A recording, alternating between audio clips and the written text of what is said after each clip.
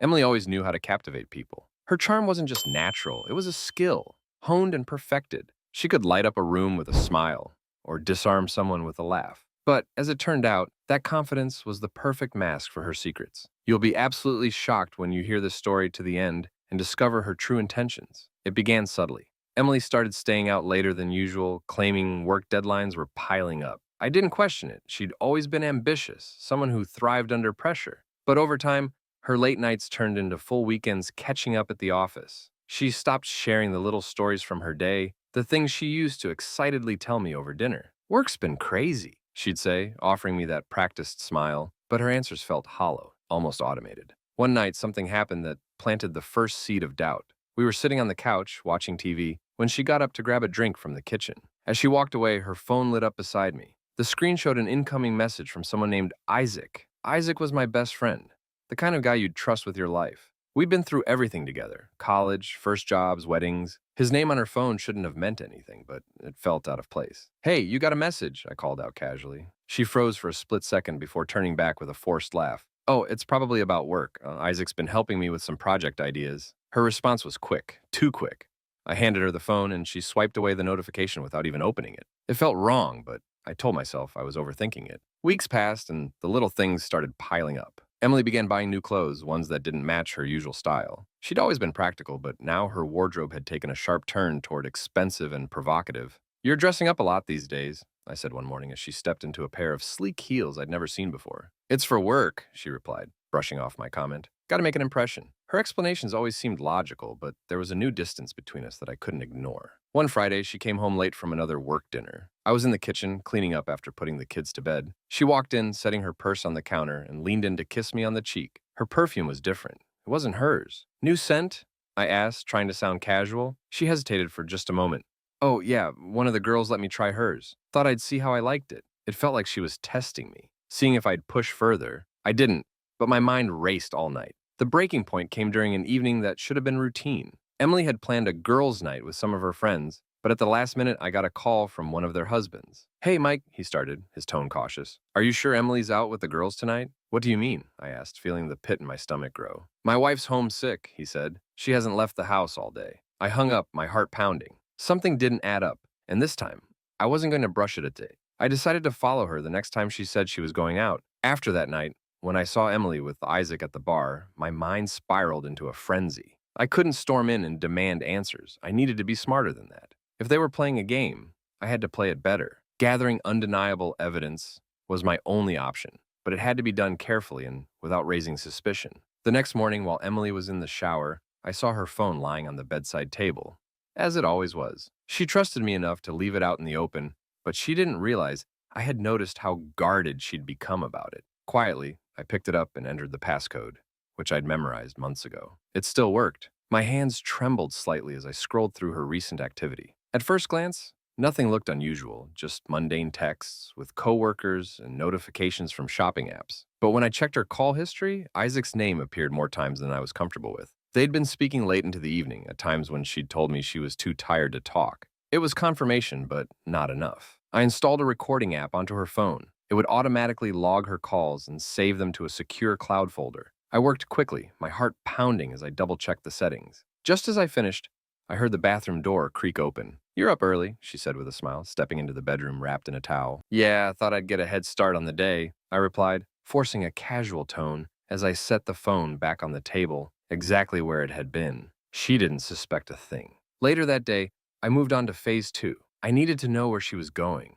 and not just the places she told me about. That required a tracker. After some research, I found a discreet GPS device that could attach to her car. It was small, no larger than a matchbox, and easy to conceal. On Saturday, Emily told me she was going shopping with friends, which gave me the perfect opportunity. As she backed out of the driveway, I waited 5 minutes before grabbing the tracker and heading to the mall where she said she'd be. I parked far away from the entrance, keeping an eye on her car from a distance. Once she entered the mall, I moved quickly, crouching near the rear of her vehicle, as if tying my shoe. My hands shook as I reached under the bumper and attached the tracker to the underside of the frame. It clicked into place securely, blending seamlessly with the car's undercarriage. The whole operation took less than 30 seconds, but my heart felt like it had aged a decade in that time. I got back to my car and checked my phone, confirming that the tracker was active. A small dot appeared on the map, marking her car's exact location. I spent the rest of the day monitoring her movements. As expected, she did visit the mall,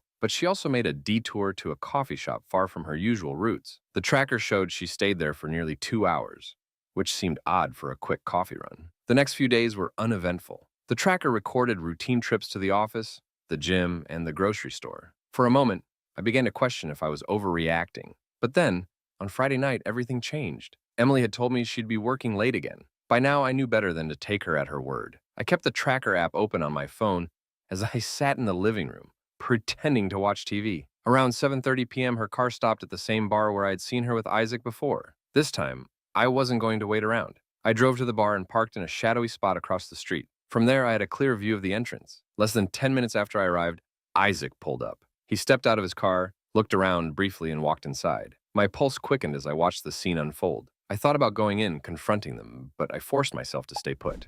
I needed to know more, and I needed proof. My hands tightened on the steering wheel as I wrestled with the urge to act. About an hour later, they both emerged from the bar. Instead of heading to their cars, they walked down the street together. Emily laughed at something Isaac said, lightly touching his arm as they strolled. They looked like a couple, completely at ease with each other. I followed them at a distance, staying far enough back to avoid detection. They rounded a corner, disappearing from sight, but I didn't pursue them further. My mind raced as I turned and walked back to my car. Whatever they were doing, it was more than a casual friendship. As much as I wanted to confront her, I couldn't do it yet. I needed more evidence. Something told me this was just the beginning. The next morning, Emily was back to her usual routine. She moved around the kitchen with the same effortless charm that had always drawn people to her. She made coffee, hummed to herself, and even asked about my plans for the day, as if nothing had happened the night before. "How was work last night?" I asked casually, sipping my coffee and watching her closely. She glanced at me briefly, her expression calm. "Busy. We had to wrap up a few things for the presentation next week. I didn't get out until late." It was the perfect lie, delivered without hesitation. If I hadn't seen her with my own eyes, I might have believed her. "That's good," I said, masking my frustration. "Glad you're staying on top of things." She smiled and turned back to the counter, her back to me. My fists clenched under the table as I fought to keep my composure. I spent the next few days combing through the data from the tracker and the recordings on her phone. Most of the calls were harmless, conversations with coworkers, family, and friends. But the ones with Isaac were different. Their tone was light, playful, and filled with inside jokes I didn't understand. One call stood out. "I can't wait to see you again," he said, his voice low and intimate. "Me too," Emily replied, her laughter soft and familiar, the same laugh she used to reserve for me. "But we have to be careful. He's starting to ask questions." That sentence hit me like a punch to the gut. It wasn't just suspicion anymore. It was confirmation. By the following weekend, I was ready to take things a step further. If they were meeting up again, I needed more than audio recordings or location data. I needed something visual. I purchased a small hidden camera disguised as a USB charger and set it up in the living room near the entrance. Emily had no reason to suspect anything. She thought I was spending the weekend at a work retreat, giving her the perfect opportunity to do whatever she wanted. "Have a great weekend," she said cheerfully as I grabbed my bag. "You too," I replied, kissing her cheek. It was the first time in weeks I had initiated any affection and it caught her off guard. She tilted her head slightly, as if trying to read my face, but I turned away before she could say anything. I didn't actually go to a retreat. Instead, I checked into a small motel on the edge of town, keeping close enough to return quickly if I needed to. From there, I monitored the camera feed on my phone. For the first few hours, nothing happened. Emily moved around the house, made herself a drink, and sat down to watch TV. But then, just after 8 p.m., Isaac arrived. I watched as she opened the door for him, her face lighting up in a way that made my stomach churn. They hugged a little too closely, and she let him inside. The camera caught every moment. The way she poured him a drink, the way they laughed together on the couch, and eventually the way she leaned in, her head resting on his shoulder. I shut off the feed before I could see more. The next morning, Emily texted me as if nothing had happened. "Hope the retreat's going well. Miss you." I stared at the message, my blood boiling. She didn't miss me. She was playing a role, carefully maintaining the illusion of a loving wife while betraying me in my own home. I took a deep breath and reminded myself to stay calm. I wasn't ready to confront her yet, not without making sure I had everything I needed. This wasn't just about catching her in the act. This was about showing her that I wasn't the fool she thought I was. That Sunday evening, as Emily sat across from me at the dinner table, I couldn't help but study her every move. She smiled, asked about my retreat, and recounted her quiet weekend at home. Every word out of her mouth was a lie, and yet she delivered it so effortlessly, so convincingly, that anyone else would have believed her. But I wasn't anyone else. As she finished her meal and excused herself to take a shower, I remained at the table, staring at my untouched plate. The anger and betrayal I felt had finally crystallized into something far more dangerous: resolve. Emily and Isaac thought they were clever, but they underestimated me. They thought I was too naive, too trusting to notice. That was their mistake. The first step in my plan was to ensure I had every piece of evidence I could possibly need. The video footage from the hidden camera was damning, but I needed more. I spent the next few nights compiling everything: the audio recordings from her phone, the tracker logs showing her frequent visits to the bar, and screenshots of text messages I'd intercepted. Each piece of evidence went into a meticulously organized folder on my computer. I backed it up on multiple drives and even uploaded it to a secure cloud storage account. If Emily or Isaac somehow got wind of what I was doing, there would be no way for them to erase the truth. Next, I created a timeline of events, detailing every instance of their betrayal that I could verify. I wanted to make sure that when the time came to confront them, I could present an airtight case. There would be no room for excuses, no chance for either of them to twist the narrative. The second step was more personal. Emily had always been fiercely protective of her reputation, both professionally and socially. She prided herself on being the perfect wife, the charming hostess, the reliable coworker. Isaac, on the other hand, had a stellar reputation in his own right, a rising star at his firm, known for his charisma and professionalism. I decided to weaponize their public images against them. One evening, while Emily was asleep, I accessed her social media accounts using the password she'd foolishly used for years. It didn't take long to find incriminating messages between her and Isaac, buried in her direct messages. They weren't explicit, but they were suggestive enough to raise eyebrows. I drafted a series of emails, attaching the most damning evidence. Each email was addressed to someone different: Emily's closest friends, her coworkers, and Isaac's boss. I didn't send them yet.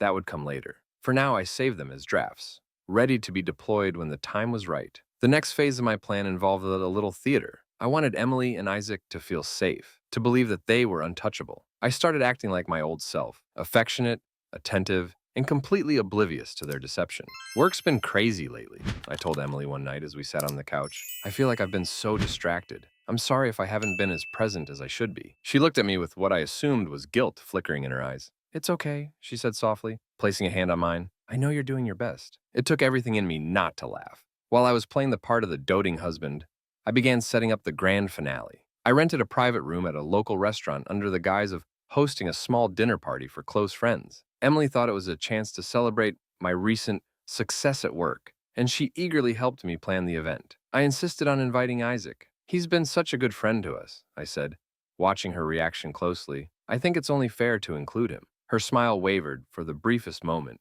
before she recovered. Of course, he'll love that. The night of the dinner party, everything was ready. I arrived early to set up, making sure the hidden projector and screen I'd arranged with the staff were in perfect working order. The folder of evidence was loaded onto a flash drive, which I handed to the restaurant manager with strict instructions not to start the presentation until I gave the signal. When Emily and Isaac arrived, they were all smiles. Emily looked stunning in a red dress, her hand resting lightly on my arm as we greeted our guests. Isaac was his usual charming self, laughing and joking with everyone as though he hadn't spent the past few months stabbing me in the back. The evening started innocently enough. Drinks, appetizers, and polite conversation.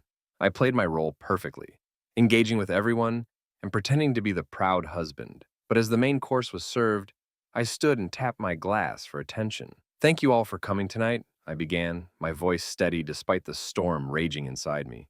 It means a lot to have so many of our closest friends here to celebrate. Emily beamed at me, completely unaware of what was coming next. But before we continue, I'd like to share something with all of you, I said, gesturing to the staff at the back of the room. The lights dimmed and the screen came to life. The first video was simple, a clip of Emily and Isaac laughing together at the bar. The second was more damning, showing them holding hands as they left. And then the footage from our living room played, capturing every intimate moment they'd shared in our home. Gasps filled the room. Emily's face turned pale as she stared at the screen, her hands trembling. Isaac looked like he wanted to disappear. This, I said, my voice cutting through the shocked silence, is the truth about my wife and my so-called best friend. After the video ended, the room fell into a suffocating silence. Emily sat frozen, her face drained of all color. She clutched the edge of the table as if it were the only thing keeping her from collapsing. Isaac, on the other hand, looked around the room with wide, panicked eyes, his mask of charm completely shattered. I let the silence linger, letting them both stew in the weight of what had just unfolded.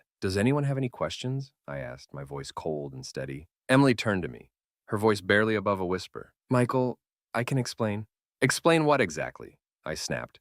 The anger I'd been suppressing finally bubbling to the surface. Explain how you've been lying to me for months, how you brought him into our home, how you betrayed me in ways I didn't think were possible. Her mouth opened, but no words came out. The room erupted into whispers. Emily's closest friends exchanged horrified glances. Isaac's boss, a stern man in his 50s, leaned back in his chair, his expression hardening with every second. Isaac, his boss said finally, breaking the tension. A word. Isaac's head jerked up, and he began stammering. Mr. Henderson, Save it, his boss barked, rising from his chair. We'll discuss this at the office on Monday. Don't bother coming in until you hear from me. The implications were clear. Isaac's career, which he'd worked so hard to build, was about to come crashing down. Emily turned to me again, tears streaming down her face now. Michael, please, we can talk about this. It was a mistake. I wasn't thinking. A mistake? I interrupted, laughing bitterly. A mistake is forgetting to pick up milk from the store. This was a series of calculated decisions. You knew exactly what you were doing. She reached out to grab my hand, but I pulled away, standing to address the room. I think we've all seen enough. Thank you for coming tonight. And Emily, I turned to face her, my voice ice cold. When you get home, you'll find the divorce papers on the kitchen counter. My lawyer already has them ready. And just so we're clear, the house, the car, and most of the assets, they're mine. Consider it compensation for your betrayal. Her eyes widened, and she shook her head. You can't do this. I already have, I said flatly. Isaac made a move to stand, his chair scraping against the floor, but the room was against him. A few of our friends, men who had been my allies for years, stepped closer to him, their body language clear. He wasn't welcome here anymore. Isaac, I said, addressing him for the first time that evening, you and we're done. Don't call me, don't text me, and don't think for a second that I'll forgive this. He didn't respond, only nodded stiffly before pushing past the crowd and leaving the room. Emily sat there, her hands shaking as she looked around the room, realizing she was completely alone. No one came to her defense. Her closest friends avoided her gaze, clearly repulsed by what they'd seen. When I got home later that night, Emily's car was still in the driveway. I walked in to find her sitting at the kitchen table, staring blankly at the divorce papers I'd left out for her. Michael, she said softly as I entered, her voice hoarse from crying. Please, don't do this. We can fix it. I'll do anything. I dropped my keys on the counter and looked at her, my expression unreadable. You already did everything, Emily. And now, I'm doing what I need to do. Her tears fell harder, but I felt nothing. Whatever love I'd once had for her had been replaced by a cold finality. The fallout didn't stop there. Word of what had happened spread quickly among our social circle. Emily's friends distanced themselves from her, unwilling to associate with someone who could so callously betray her husband. Isaac's reputation was irreparably damaged, and within a week I heard from mutual acquaintances that he'd been fired. His career was in ruins, and he was forced to move out of state, leaving everything behind. Emily tried to fight the divorce, claiming she deserved more, but the evidence was stacked against her. With my lawyer's help, I secured the majority of our assets, leaving her with little more than the clothes she packed when she finally moved out. For weeks, she tried to reach out, emails, texts, even showing up uninvited at my office. Each time I refused to engage. I was done. And that's how it ended. Not with a screaming match or a dramatic confrontation, but with the quiet collapse of two lives built on lies.